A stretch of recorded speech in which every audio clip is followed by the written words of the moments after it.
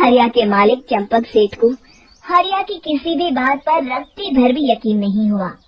चंपक सेठ को लगा हरिया झूठ बोल रहा है और उसने ही लालच में आकर सारा सामान हड़प कर लिया है। फिर हरिया को बेईमान समझकर चंपक सेठ उसे काम से निकाल देता है। अगले दिन अपनी दुकान में परेशान बैठा चंपक सेठ गुस्से में बड़बड़ाता है। अरे, दुकान में तो सामान बिल्कुल भी नहीं है। अब मुझे ही शहर जाकर सामान लाना होगा। फिर वो अपनी बैलगाड़ी लेकर शहर चला जाता है। शहर से सामान लेकर जब चंपक सेठ वापस गांव लौट रहा होता है, तभी उसे एक आवाज सुनाई देती है।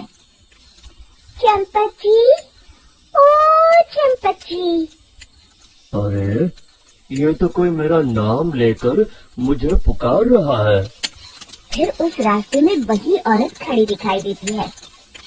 फिर क्या था, हरिया की तरह चंपक सेठ भी उस औरत के पास अपनी बैलगाड़ी लेकर जाता है और वो भी उसकी चिकनी चुपड़ी बातों के मुंह जाल में फंस जाता है। फिर चुड़ैल उसे भी अपनी गुफा तक ले जाती है और उसका सारा सामान लेकर गुफा में गायब हो जाती है। बेचारा चंपक सेठ लाचार होकर खाली हाथ गांव लौट आता है। फिर ये उस जंगल में रोज की बात हो जाती है। जो कोई भी शहर से कुछ लेकर गांव की तरफ लौटता, वो चुड़ैल उसे बेवकूफ बनाकर उसका सारा सामान लेकर गुफा में गायब हो जाती। एक दिन हरिया एक लकड़हारे को उसी जंगल की तरफ जाते हुए देखता है। फिर हरिया उसे रोकते हुए कहता है, अरे भाई, क्यों अपनी मौत को दावत दे रहे हो? मेरी बात मानो, आगे जंगल में मत जाओ। वहाँ एक बड़ी भयानक चुड़ैल रहती है।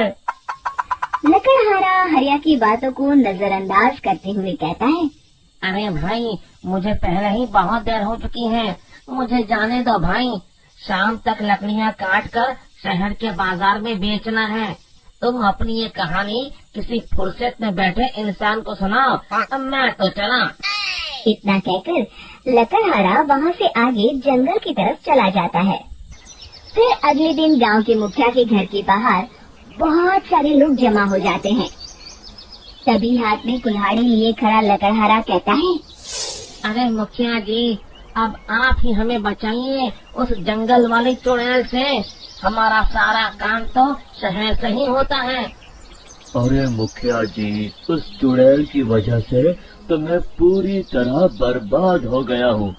हम सबको मिलकर उस चुड़ैल का कोई इलाज करना पड़ेगा। तभी भीड़ में खड़ा बीरा कहता है, आप लोग चिंता मत करिए, कल से वो चुड़ैल किसी को नहीं लूट पाएगी। मेरे पास एक बहुत अच्छी तरकीब है। तभी चंपक सेठ उसका मजाक उड़ाते हुए कहता है, अरे तेरा नाम बीरा है तो क्या हुआ? तूने अभी उस चुड़ैल को देखा नहीं है? जाकर अपना काम कर, बड़ा आया।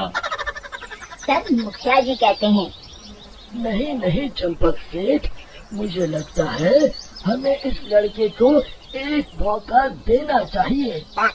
फिर सभी गांव वाले मुखिया जी की बातों से सहमत हो जाते हैं और वीरा शाम को एक बैलगाड़ी में कुछ सामान लाद कर उस जंगल की ओर चल देता है। वीरा, ओ वीरा, कहाँ जा रहा है?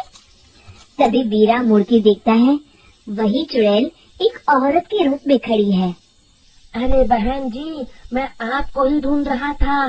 देखिए, मैं आपके लिए क्या लाया हूँ। अरे वाह, तो खुद मेरे लिए इतना सामान लाया है।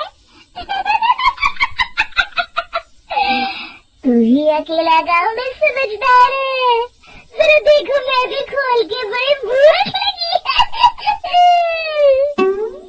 जैसे ही चुड़ैल उस सामान पर से कपड़ा हटाती है, एक भगवान शिव की तेज रोशनी उसके अंदर मूर्ति से निकलती है और चुड़ैल अपने असली रूप में आकर जलने लगती है। अरे मैं चल रही हूँ, बचाओ! बचाओ! ओम नमः शिवाय!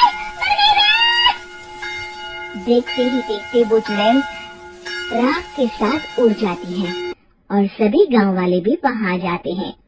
शिक्षा बुराई पे सदा अच्छाई की ही जीत होती है।